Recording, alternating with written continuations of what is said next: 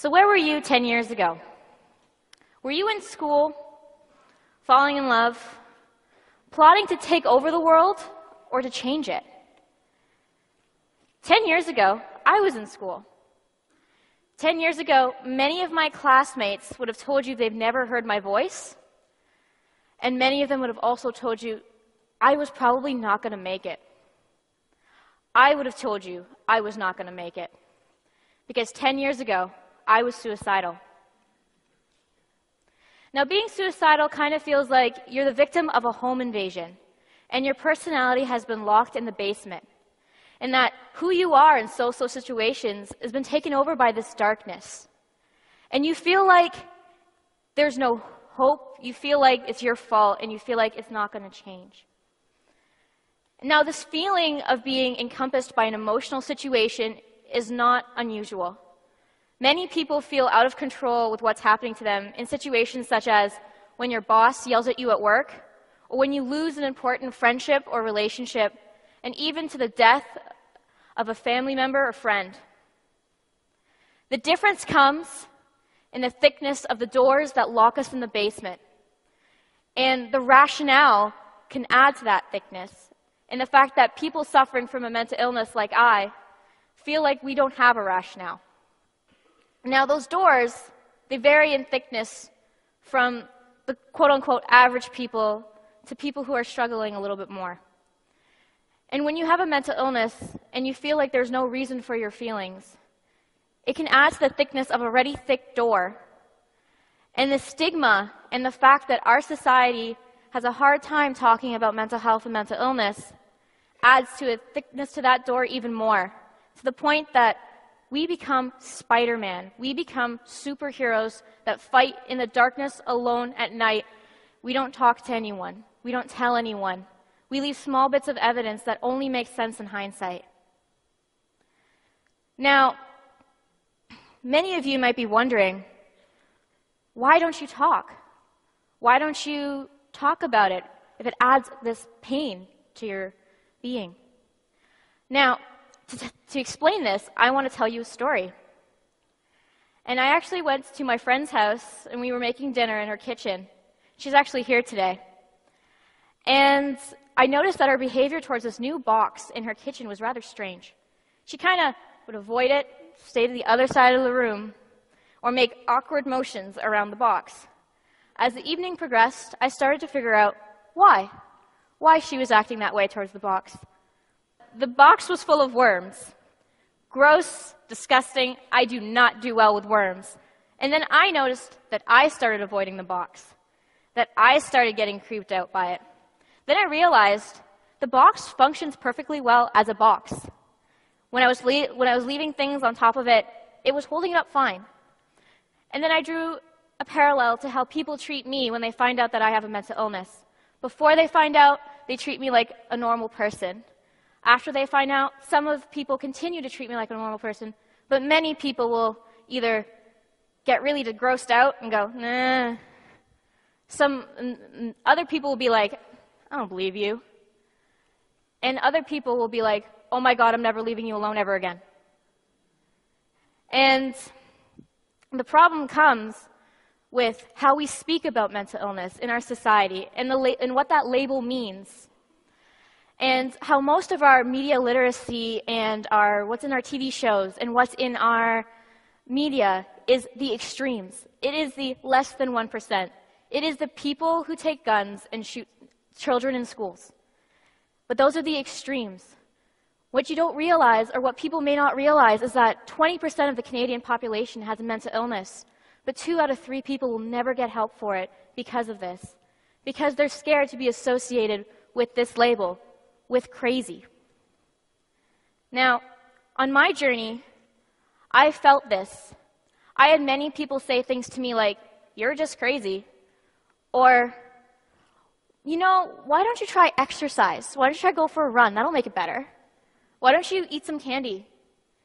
Or, your family, you know, they're pretty well off. They're sending you to university and you don't have to pay for it. Well, why don't you just get better already? Then, as this time went on and I felt this misunderstanding, and I kind of felt deeper and deeper into that basement. And the thing is about the basement is that there's always a small part of you that wants to get out, but the longer that you're fighting, the less of that part is there. And so I decided that, well, maybe no one will be able to help me. And I tried to hide it and to pretend like nothing was wrong. And one of the many times I reached out for treatment, I was in a treatment center. And a woman comes up to me, seeing me sitting down with my normal, kind of not caring demeanor. And she says, from one crazy person to another, you'll need this. And she handed me a necklace that said hope. And in my mind, I'm thinking, oh my God, hope. I haven't had hope since I hoped for cookies as a kid. It seems strange, but it had been so absent from my life. And I was trying to work in my mind some way to incorporate this in my life, to find something to hope for and to make a journey to get there. And as I was sitting there thinking, the woman's daughter comes up to me and she says, I'm so sorry, my mom's in a manic phase and she's giving away her stuff. Can I please have the necklace back? This is a true accidental superhero. She has absolutely no idea the impact that she had on my life and the fact that she saved me. Because after that moment, I started to hope for something. I hoped to watch my sister graduate from high school, which she did 2 years ago. And Victoria, if you're watching, I got the years right this time. Thank you. And once I started to have a hope and have a way to get there, I started talking, and talking became so important.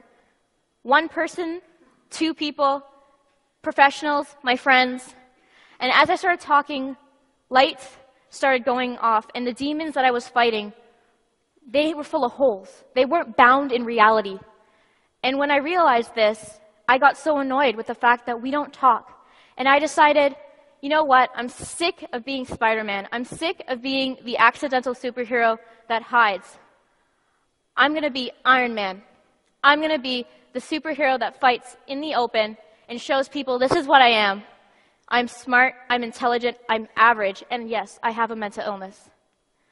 But the important part of this message is that to anyone in this audience and to anyone who watches this who's suffering with a mental illness, a part of the journey of moving forward past stigmas on us, we have to start talking, whether it's 200, or 2,000 people, and how awkward and scary it can be. When you start talking, you start the dialogue, and you start disproving those myths. So many of you may be wondering, and I know Matt definitely was when I was talking to him about my idea, how is this related to me? I don't have a mental illness, and I don't think I know anyone with one. And as Matt said to me, how are you going to make an average person care? And I said, in my mind, oh good, that's the question my industry has been trying to figure out for 60 years. And I went to London to work with a charity that I'm very fond of called mindyourmind.ca. And the lady there said, what changes minds? And then we came to the idea that it's when you put intentions behind your actions. Many of you in this audience have been an accidental superhero already. For me, it was the hope necklace. For many other of my friends, it was that person who walked them to school, that person who sat them down for coffee, or that person that looked at them and goes, but how are you really? And so what I want you guys to do is to think of something, big or small, that you can do to help someone with a mental illness. Now, it can be listening. It can be simply just asking them what they want from you. Or if it scares you, it can be something small. Take them for coffee and remind them that you're their friend. Remind them that you can make them laugh, because they do laugh. And remind them that somewhere underneath that is that person trying to get out. And sometimes we have to entertain them too. So I'm just going to ask you to take that moment and to think of something. Now, what I'm going to ask you to do is to tweet, Facebook, or tell your neighbor something that you can do to help someone with a mental illness. And if you can't think of someone now, there may be someone in the future. Because like I said, it's so much of our population is suffering.